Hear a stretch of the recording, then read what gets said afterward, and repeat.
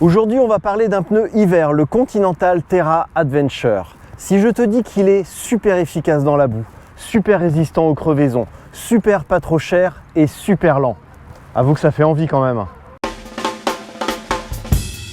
Le Continental Terra Adventure a été présenté au printemps 2025 et est déjà disponible en 3 dimensions, 45 mm, 50 mm et 55 mm et 2 finitions, noir ou avec les flancs marrons, comme celui-ci.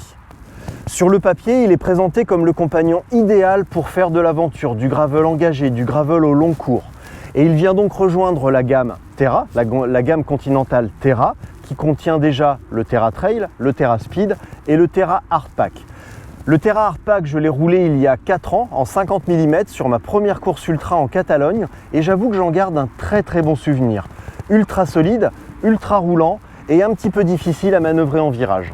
Et là, avec cette version Adventure, il faut reconnaître qu'il est très bien achalandé pour aller affronter la boue, les caillasses, avec sur la bande de roulement des pavés en mode 3-3-4, c'est-à-dire 3 crampons, 4 crampons, et sur les côtés de généreux pavés latéraux qui permettent d'aller assurer, de chercher du grip dans les virages et dans les angles. La construction est évidemment inspirée du VTT avec une envie évidente de protéger contre les crevaisons, contre les agressions du terrain, mais également de fournir un grip maximum pour aller faire le foufou dans les virages et les descentes. Et c'est vrai qu'il accroche vraiment bien, à tel point que l'on se sent un petit peu pousser des ailes de pilote, même si on n'en a pas forcément les qualités, et ça donne envie d'aller chercher les limites. Si on joue un petit peu avec la pression, et également si on joue un petit peu avec le type de jante que l'on va utiliser, donc plus ou moins rigide, on va se retrouver avec un vélo vraiment littéralement scotché au sol, avec lequel on va pouvoir prendre de l'angle, avec lequel on va pouvoir prendre de la vitesse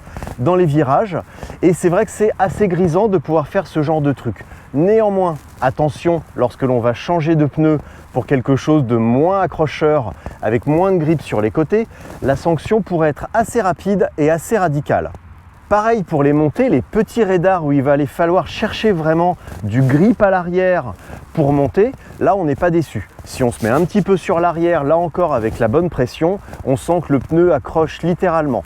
On va le voir plus tard, la gomme est très bonne dans les surfaces mouillées, ce qui veut dire que si on passe sur des cailloux ou des racines un petit peu en travers, on va quand même choper du grip. Et là encore, avec la bonne technique, en allant mettre un petit peu de poids sur l'arrière, on va vraiment passer. Ça demande toujours un petit peu de watts, mais si on a le minimum de watts pour passer avec un minimum de technique, le Terra Adventure est vraiment d'une grande aide pour passer les petits radars. Mais bon, tout doux les foufous. Comme dit précédemment, là c'est vraiment un pneu d'hiver, donc quand on va revenir à une saison plus clémente avec moins de bains de boue, moins de grosses flaques d'eau, moins de bourrage en tout genre, et qu'on va revenir sur un pneu un petit peu plus slick, un petit peu moins cramponné, un petit peu moins accrocheur, mais par contre qui aime rouler, parce qu'on va le voir, lui il n'aime pas du tout rouler, il aime les cascades, mais il n'aime pas rouler, attention un petit peu au retour de bâton. Donc oui, il a un excellent grip, rien à dire là-dessus, il est excellent, il est génial, on se sent en sécurité et on se sent pousser des ailes pour aller faire un petit peu des folies. Mais chez Conti, je trouve qu'on se touche un petit peu la nouille quand même, parce qu'ils écrivent « excellent compromis entre grip et résistance au roulement ». Eh ben non, justement. La résistance au roulement, c'est là où il est vraiment mauvais, on va dire, comparé notamment à ses qualités en grip et en résistance aux crevaisons. Et quand on veut rouler un petit peu, et ben là, on sent que ça colle un petit peu quand même sous le pneu, on sent que ça accroche un petit peu trop lorsque on se retrouve sur du roulant et qu'on a envie d'enquiller un petit peu les kilomètres. Là, il est mauvais. Et quand on veut évaluer un pneu, il y a évidemment le ressenti direct que l'on va avoir sur le terrain, et il y a le laboratoire. Pour le laboratoire, il suffit d'aller jeter un œil chez Bicycle Rolling Resistance ou chez John Carash, je mets les liens en description. En l'occurrence, ce pneu-là n'a pas été testé par John Carash. Par contre, il est testé chez Bicycle Rolling Resistance. Et là, le résultat est loin d'être fameux. Il a été testé en 45 mm alors que moi je l'ai en 50, et là déjà en 45 mm ce n'est pas fameux. 26,9 watts en 45 mm contre 19,4 pour le Schwalbe RX Pro en 50 mm. Je n'imagine même pas le résultat pour la version 50 mm. D'ailleurs, si on compare ces deux modèles, c'est flagrant. Le RX Pro roule plus vite que le Terra Adventure, mais se laisse un petit peu déborder dans le mouillé. Par contre, le Terra Adventure n'avance pas, mais quand c'est mouillé, il est très bon. Également, il est largement meilleur dans la résistance aux crevaisons. Et là, c'est parfaitement logique. Plus un pneu va être résistant aux crevaisons, plus il va avoir du grip, plus il va avoir une conception solide, épaisse, donc qui va résister aux agressions, qui va avoir du grip avec une gomme relativement tendre, et ben la conséquence c'est que quand il va falloir rouler, et ben il n'aimera pas ça et il n'aura pas envie de rouler. Et à l'inverse, un pneu slick évidemment, ou un pneu comme le G1 RX, un petit peu plus ferme en termes de gomme, mais avec un dessin de crampon qui va permettre de quand même très bien assurer dans la boue, car c'est le cas pour ce pneu là, mais il va également un petit peu mieux rouler. Et si on prend vraiment le pneu star du bikepacking, de l'ultra du bikepacking, donc le Vittoria Mescal, il roule super bien, il est quasiment inusable, il est increvable, mais alors par contre quand ça devient mouillé, accroche-toi et éventuellement prévois un cuissard de rechange parce que tu vas te faire de jolies frayeurs. Du côté du poids, c'est pas brillant, mais ça va. En version 50 mm, il est à 625 grammes, ce qui est tout à fait correct.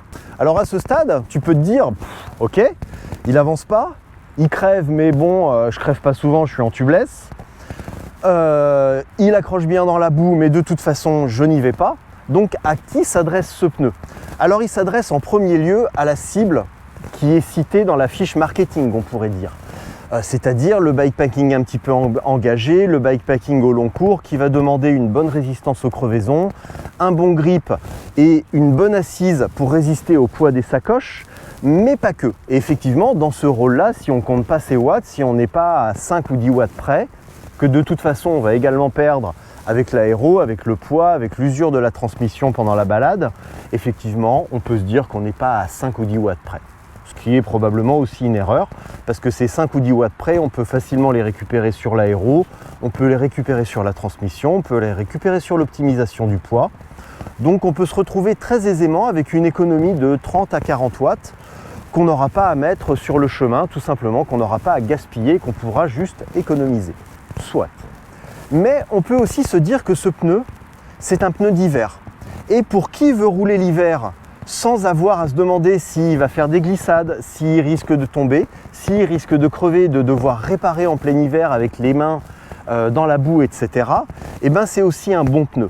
Et si on me disait, tiens, je cherche un pneu d'hiver efficace et qui me permet de rouler en hiver tout en me sentant en sécurité, moi la vitesse, j'en ai rien à battre, je verrai ça pour plus tard avec un pneu plus performant. Moi, tout ce que je veux, c'est rouler autour de chez moi, dans les chemins un petit peu crado, mais rester debout sur mon vélo sans me blesser, parce que lundi matin, je bosse et j'ai pas du tout envie de revenir au boulot avec des hématomes ou avec les mains abîmées. J'ai besoin de mes mains pour travailler. Et bien là, ce pneu-là est absolument parfait. Donc, lorsque l'on débute, je trouve que c'est un excellent pneu pour se sentir en sécurité et pour essayer de pousser un petit peu, tout en sachant qu'au beau jour, on va mettre des pneus plus roulants. Et là, il faudra faire attention à la transition. Mais en hiver, simplement pour continuer à rouler, parce qu'on n'a pas envie d'aller sur la route, mais continuer à rouler dans les chemins et travailler un petit peu la technique et continuer tout simplement à se faire plaisir, comme aujourd'hui, un jour de soleil et un lendemain de grosse averse, parce que c'est le cas, eh ben je trouve que c'est un excellent pneu. Si moi je devais le prendre pour aller rouler l'hiver, ce que j'ai fait à l'automne, lorsque j'ai préparé la Vosges Express, j'ai roulé tout le mois de septembre avec lui, jusqu'à début octobre, avant de changer de pneu pour la Vosges Express et mettre un pneu qui était adapté au terrain et aux conditions météo, eh ben j'avoue que je me suis bien amusé. Mais si je devais le reprendre vraiment pour une préparation sur le plus long terme, je ne suis pas sûr de le reprendre. Par contre, quand je vais reprendre là, les 3 semaines qui viennent, aller rouler dans le chemin un petit peu boueux, eh ben, je pense que je vais les laisser sur ce vélo. Donc oui, il y a un petit côté trapèze avec un filet qui permet d'expérimenter des trucs, de continuer à faire le con ou la conne dans les chemins un petit peu boueux, de s'éclater, de se faire kiffer tout simplement à faire du vélo, sans se demander si on va se viander au premier virage. Et autre point non négligeable, il n'est pas trop cher, ce qui est quand même intéressant pour un pneu de transition. Si on cherche un tout petit peu sur le net, il est aux alentours de 45 €. Le Schwalbe G1 RX Pro De base, il est autour de 70, donc la différence est quand même substantielle. Pareil, si on fouille un petit peu, on peut le trouver autour de 55. Mais n'empêche que 45 pour un pneu de transition ou un pneu de voyage, eh ben, c'est tout à fait correct. Je n'ai pas parlé du montage tubeless parce que il se monte très très bien. Là, sur des jantes en 25, il n'y a aucun problème particulier. Comme d'habitude, on veille à mettre la première tringle, puis la deuxième. Selon le niveau de technique de chacun et le niveau de force dans les pouces et dans la combinaison de ce petit mouvement de rotation du poignet et de pression avec le pouce, on va plus ou moins y arriver. C'est à la fois une question de technique et une question de force. Et éventuellement un petit coup de démon de pneu pour faire rentrer l'ensemble. Et puis voilà, c'est plié. Donc aucun problème de ce point de vue-là. Un petit coup de liquide vaisselle pour faire glisser l'ensemble. Emballer, c'est pesé. En 10 minutes, c'est plié. Pour résumer, à qui s'adresse ce pneu? Oui ou non? Un immense oui pour aller faire du bikepacking engagé, à la montagne, des trucs où tu vas choper du caillou, du truc un petit peu saillant, tu veux quelque chose qui résiste, t'es pas forcément à 10 watts près, impeccable. Il ne va pas te décevoir. Il accroche, il résiste, il ne roule pas très très bien, aucun problème dans ce cas-là. Tu débutes le gravel ou tu as envie d'expérimenter et d'aller pousser un petit peu la technique pour t'amuser et te faire quelques frayeurs, quelques sueurs froides. Impeccable également. Tu es un petit peu plus avancé dans la technique et dans la pratique du gravel et tu es dans une dynamique où tu cherches à optimiser un petit peu le rendement en général de ton vélo. Non, on pourra trouver largement plus efficace, un petit peu plus cher, mais en tout cas plus efficace pour un rendement bien meilleur, sans le côté sueur froide. Mais si tu es un petit peu plus avancé techniquement, tu sauras très très bien te faire peur sans ce pneu-là, sans ce côté filet de sécurité. Assez de blabla, moi je vais aller rouler un petit peu, je vais aller retrouver mon pote Laurent et on va aller rouler un petit peu. Donc là je suis dans la forêt de Saint-Germain-en-Laye et dans la forêt de Saint-Germain-en-Laye il y a un single de 5 à 6 km large comme ça et qui serpente pendant 5 à 6 km. Un véritable régal. Donc merci d'avoir regardé et à très bientôt.